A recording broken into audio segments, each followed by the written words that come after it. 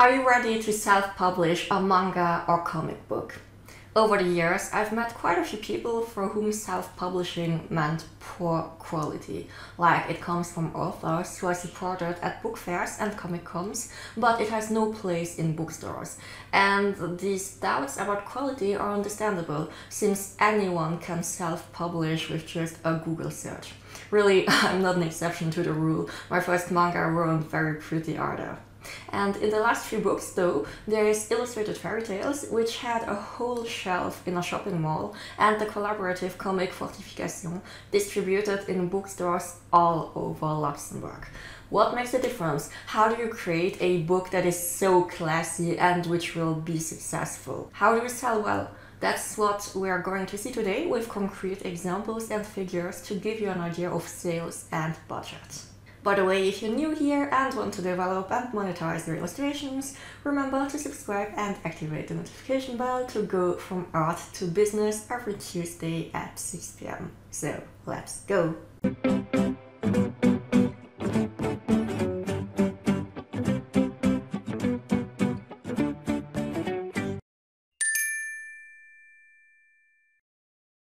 If you want to make more sales, it's very simple. Quality first.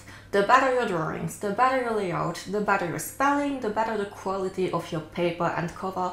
In short, when people can't tell the difference between your book and the ones in bookstores, that's when sales will explode.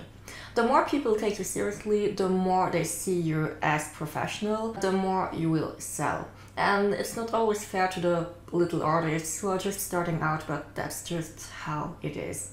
And before I get shut down by everyone who wants to start out or who isn't at that professional stage yet, you can sell well too.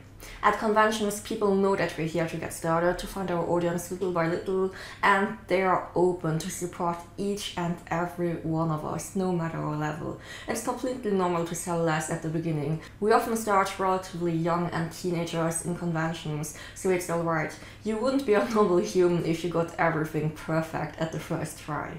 Note also that all those who have reached this coveted professional level have often spent years as struggling amateurs and working hard to get there. Your first books will always look more amateurish, and the more you publish, the more you learn and be able to adjust to make better ones, with better drawings, better prints, better budget, better everything. Looking back, I believe it was a good thing that my first books didn't have the success I was hoping for, because I just didn't have the maturity at 14. I sold to my close friends and gradually grew my audience with conventions over the years. And I had the time to learn at my own pace, to make mistakes, to adjust, simply to create just for the fun. And it was fun and without pressure. For the fun fact, with the latest book, Fortification is a self-published comic by 9 independent Luxembourg authors and illustrators, placed under UNESCO World Heritage, sponsored by big institutions with the biggest budget I've ever seen,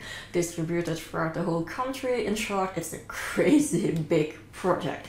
And the best part, well, my author John Resch and I were under so much pressure from all sides that we were burnt out. Like, it was the big national comic book project and we were sick as hell.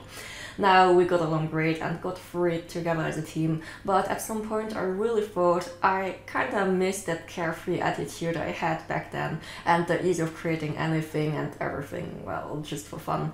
The moment your books are super professional and allow you to reach more people with much bigger sales, that's also when you might feel more pressure to always do things right, because people will have much higher expectations of you. So really, if you're not there yet, just enjoy it on a small scale, learn and just enjoy creating whatever you like freely. Anyway, this was supposed to be a small introduction, so let's go to the real content with basic yet important elements that can already improve your manga a lot. The layout and the interior layout are the part I put in priority, and we will see why.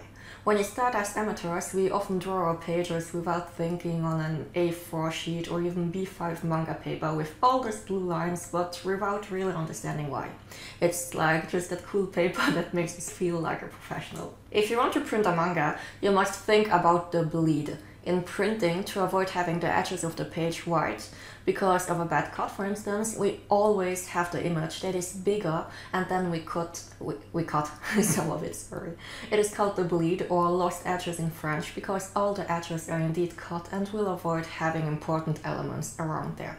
To be sure, I recommend you to keep 1 centimeter of margin for an A4 sheet for a final size print in A5. When I printed my first manga, I didn't know this concept at all, so I always drew up to the edge of the sheet and sent it like that. And when I received my books, oh surprise, my text was cut and you have to imagine the missing letters. And whoopsie, the border of my panel is totally stuck to the bottom of the page and it's so ugly. So just thinking about bleed and lost edges will make your book much more pleasing to the eye. For good visuals inside, send your document in PDF to the printer.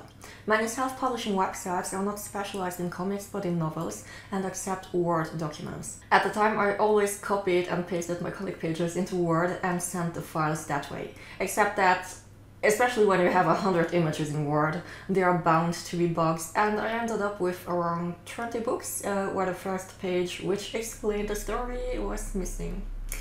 And instead there was a big blank sheet of paper and all the rest of the pages were off. Talking about the inside, also take care of the quality of your images. Of course your artwork is important, but I'm talking about your scans if you draw traditionally. This may sound very basic, but I've seen books that were poorly scanned or even photographed.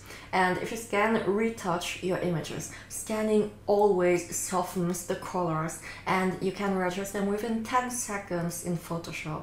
Also be careful with the resolution. Printers always recommend at least 300 dpi for a good quality print. Personally, I scan or create my digital formats in 600 dpi to have some margin in case a big print is required, like for a large format exhibition for instance. To give an example, my first book's drawings were grey instead of black, because at the time I didn't know Photoshop, so I really sent my pages right after the scan, and well, it was ugly.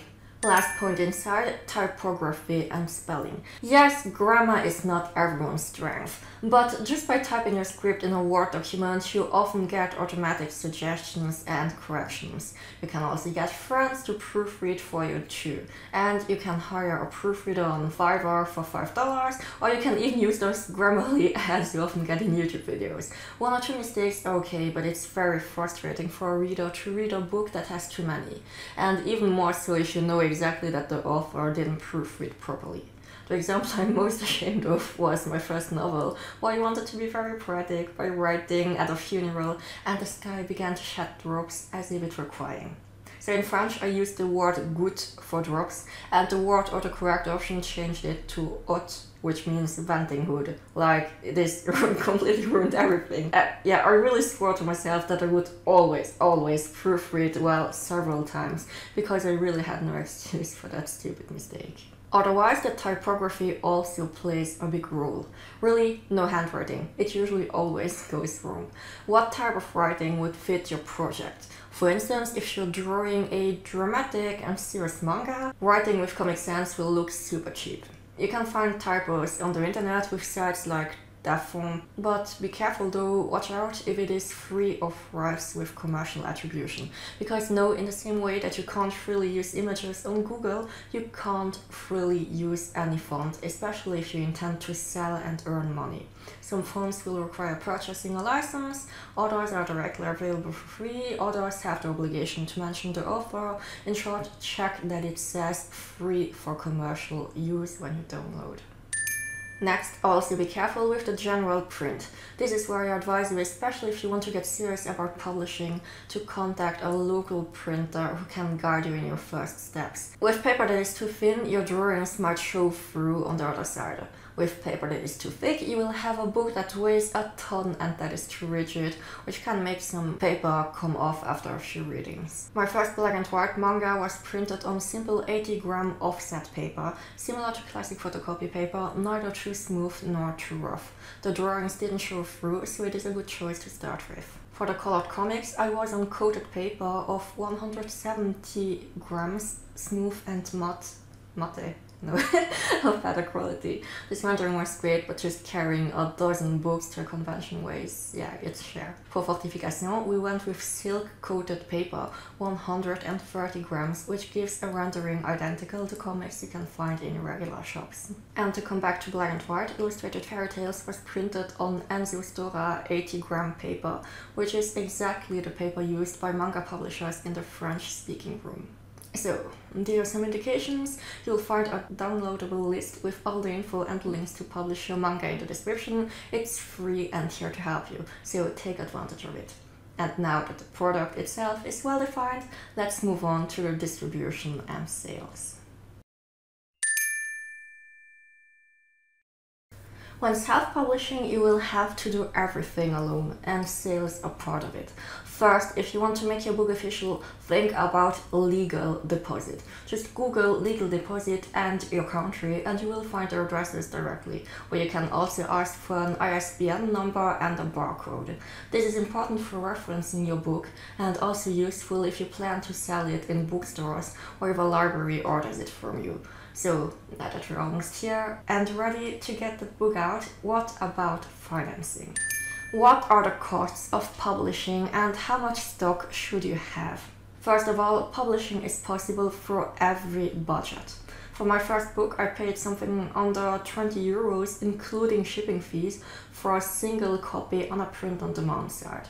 This was convenient for proofreading and possibly correcting mistakes, and especially to show to my acquaintances for pre-orders. It allows you to order only the number of books you need without stock, and it can also be useful to ask people for a deposit or payment before ordering if you have a small budget. When I started distributing more seriously, I usually ordered around 30 copies, I think, with 100 black and white pages for an average of 150 to 200 euros, which usually came to an average of 5 to 6 euros per book.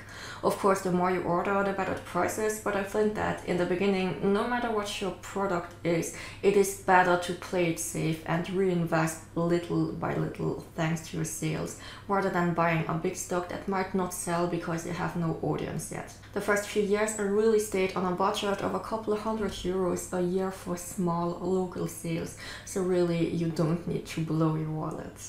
And once you've gained confidence, established a small audience and are ready to grow with book signings, manga cons and book fairs for instance, you can start ordering more. Above all, look objectively at where you plan to sell. For instance, if you only do one local book fair a year, no need for a large inventory.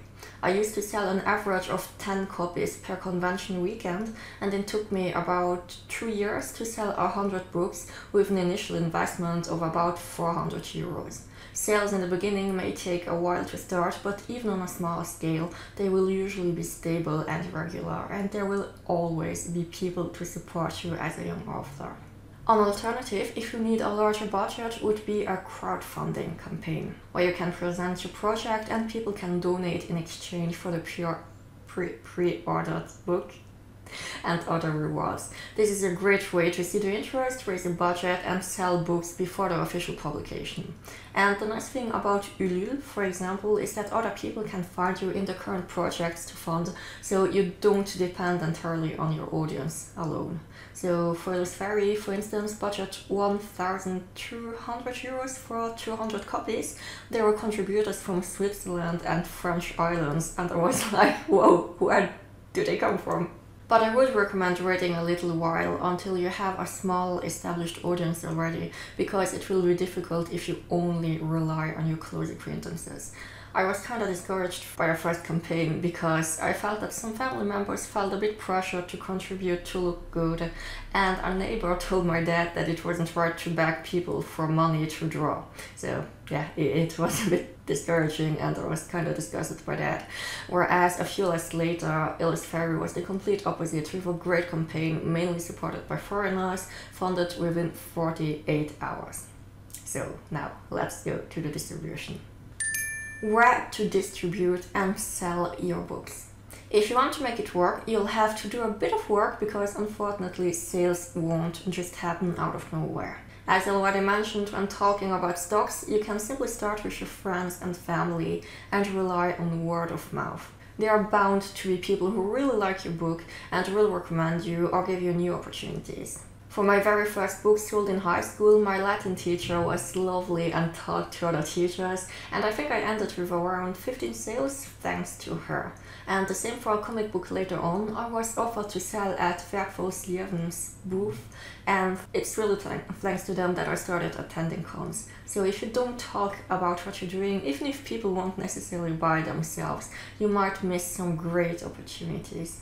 By the way, mention your book on social media or even offer it on your online store. Some people don't even have a store. Those who are interested order by email or private message and make a bank transfer or use PayPal. It can be really easy, really. So here too, you can ask people to tag you on a photo or story when they receive the book. You never know if they're interested people in their audience. For those who like direct contacts, conventions are the best because you can interact directly with people, you can present your work, they see you as a real person with your enthusiasm, your emotions and everything. The first choice is to participate in manga cons and Artist Alley, but there are also comic book festivals, classical book fairs. Each type of event will have its specialties and its audience, but it can be very, very interesting. And especially if you don't only focus on books, but if you're an illustrator in the broad term, events can bring you extra opportunities like goodies sales, illustration commissions, invitations in schools and libraries, and more. I talk about these different opportunities in my Monetize and Grow Your Art Biz playlist, where you'll get lots of useful info, so have a look at it if you're interested. Another alternative, you have bookstores to sell your books. Be careful to get into a bookstore, you need a book that looks really good and professional, and often bookstores are reluctant to accept self-published books for all the mismanaged reasons seen at the beginning of this video. But there will always be shops who are willing to support you. In this case, I advise you to go and take a few copies to go to small independent bookstores, which are often much more open to young people. Really forget about the big companies as they bring more losses than profits. On average, bookstores take 30 to 35% of your selling price with a deposit to keep your books there around 3 to 6 months. After that, you can send them an invoice for the sales and get your remaining books back, or extend the deposit if they agree. In practice, if you have a book for 10 euros sold with 30% of the bookseller's fee, you will have 7 euros left. If you are declared as a freelancer, you will have to deduce the taxes and the VAT. Taking Luxembourg as an example, it's 24 plus 3%. This leaves you with 4,30 euros, which covers your initial investment and leaves you with a very small profit margin. So yes, bookstore sales can be a choice if you want to reach a potential new audience, but it won't be the way to make you rich, especially if your selling price is relatively low. Where I find bookstores more interesting is at book signings. Like some bookstores, again rather independent, regularly host local author signings. They usually make a nice advertisement, and especially if there is a lot of traffic, for example in a shopping mall, it can attract people who will be very interested. You will have the possibility to sell more at once, and even if people don't buy directly, some will follow you on social media and may become customers later on. Lastly, still with signings, libraries are sometimes looking for animations or meetings with local authors. It is possible to do animations, readings, discussion panels, depending on your book and your experience. For my part, I'm usually asked for a presentation on how to publish manga and comics in Europe, kinda like this video. This is often followed by a signing session where you normally bring and sell your books yourself, without owing anything to the library. Afterwards, you can also offer them a copy as a thank you, or they'll want to buy one from you depending on their budget, so just see with them. So there you go. It was a relatively long video, I think, but I really hope it gave you a good overview of self-publishing. To make it easy for you to get started, remember to download your workbook in the description, which summarizes all the important points and the useful technical aspects. It's totally free and there to help you, so use it. It will definitely take some time and effort to get started, but keep in mind that if it is something you love to do, it will always be worth it. Even if your audience is small at first, having a few people read your work and tell you how much they love your characters, your designs, your story is it's just magical. Keep your love of creation, improve the quality little by little, test different distribution opportunities, and you'll make a name for yourself as you go along. If this video helped you, it would be so nice to show it with a little like, and you're welcome to share your self-publishing experiences in the comments. In the meantime, the recap and useful info are waiting for you in the description, and we'll see each other again on Tuesday at 6 p.m. as always to go from art to business. So, see you soon!